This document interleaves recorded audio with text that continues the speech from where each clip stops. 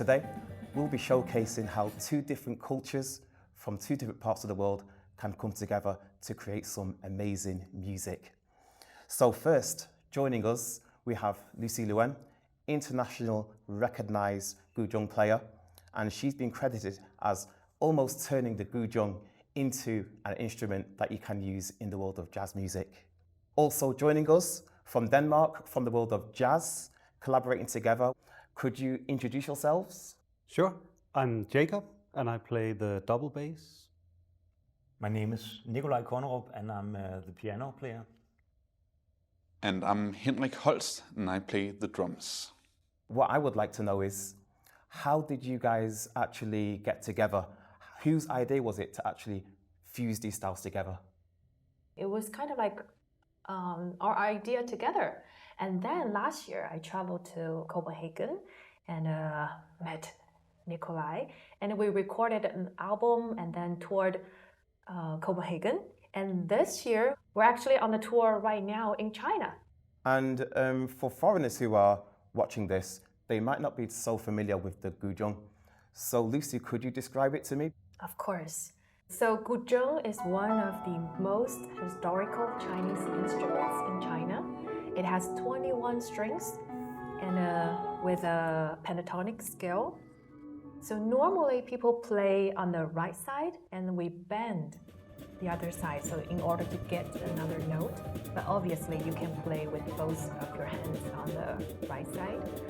But for a guzheng, collaborating with jazz, it's something really unique. Very unique. Yeah. So, hearing this instrument like for the first time live was actually a big impact. So we just figured we have to do something and make it work somehow. It's a very vibey instrument, so it's easy kind of to get into that vibe, I think. Well, after listening to your music, your collaboration together, what did strike me is how seamless the guzheng was actually mixing with the traditional jazz elements. And that surprised me, actually. I was thinking that there might be like fighting for which instrument might stand out the most, but actually I thought it just mixed in really well. So was that your idea from the beginning, to actually make it, fuse together seamlessly? Or were you just like, oh, let's just see how it goes? How did it come about? I will say that we've worked hard on fusing the two together. Yeah. And it is two different worlds, because also the instruments are different and they have different volumes and so, but they're also coming from different worlds and tonal worlds. And the tonal world of the Western music is very different from the Chinese tone system. Right. So in order to make this seamless sound, we had to write music to this particular project and write it so that it would both fit with this pentatonic 5-note scales of the Chinese music, but also to have this 12-tone system that we have in Western Europe, which you will be familiar with also. So to fuse those two together is actually what we're doing with this project. We don't really, clash because we are listening to each other. Also about this project, we actually arranged some traditional Chinese tunes into jazz, like 月儿高, which is the high moon on the mountain. So we rearranged this one, a traditional Chinese folk tune, with jazz, and it went so beautifully. How's the reaction been from the Chinese audience to this fusion of two styles, especially being from Denmark, coming over here? It's been very good. People are so happy here. Responded very good to the music. Yeah, it's been a pleasure to play. So what was the difference between the reactions in the two countries? Well, to me, because in Denmark when we toured, not many people knew this instrument, but they actually got really touched by the music and of course the culture behind the instrument. And obviously in China, because people are more familiar with the sound of the guzheng, but they are not familiar with the sound of the guzheng and jazz. Yeah. So it was also something new to them as well. So to me, I felt it was new in Denmark, of course, but also it was new in China. So do you think maybe in the future, people in Denmark might actually start fusing these styles together? I hope. Like we have a Guzheng jazz thing going on. Yeah. And maybe also some other Chinese instruments could be fusioned with the jazz trio. And to fuse together two things that haven't been done many times before. So, interesting project it is. Having other instruments, I totally think that's a brilliant idea. You know, we should have more like traditional Chinese music instruments with jazz and a lot of improvisation. Just, you know, create something new. I found out that there's this melancholic spirit of Chinese music that fuses well with the Nordic melancholic vibe in music, because even though we are so far apart from each other, China and Denmark, we have a very soft soul for beautiful sounds and like this feeling of longing in music. When people hear in Denmark the sound of the guzheng, they hear the feeling of longing for something.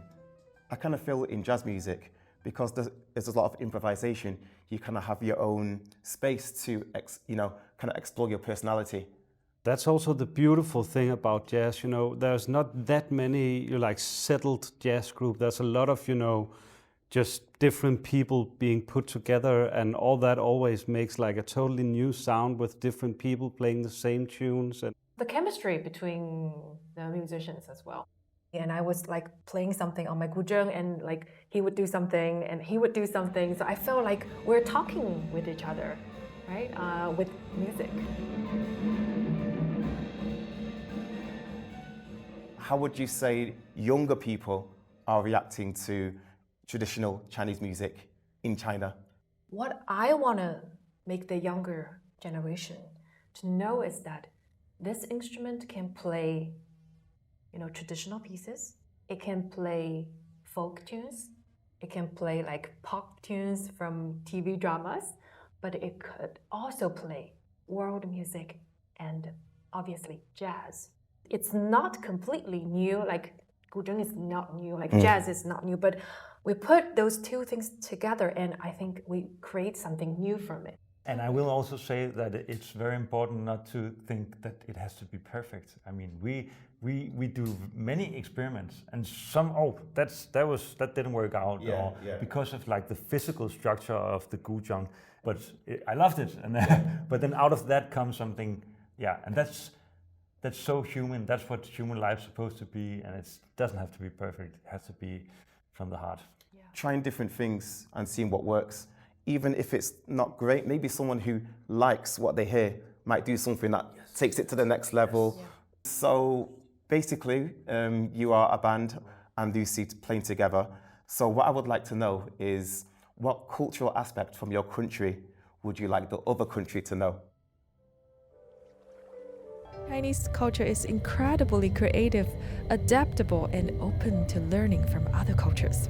We have a very long history of absorbing and interrogating elements from various sources, and this has enriched our own cultural heritage, like the piece we just heard, Yuergao.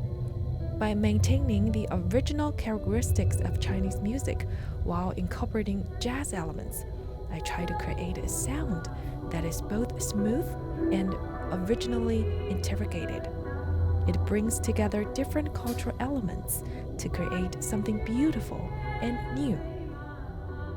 I'm come to China because I'm interested in Chinese culture. Yeah. And then there's like and you discover your own culture while coming here, because you see the differences, and especially while trying to do a fusion of cultures and music, you realize, this is actually what I love about China. This is what I love about Denmark, and I love to put those together. Okay, thank you very much. In our case, from Denmark, being jazz music and traditional Chinese music through Lucy's guzheng expertise can come together and just do something different and inspire people to maybe pick up their own instruments and do something in the future.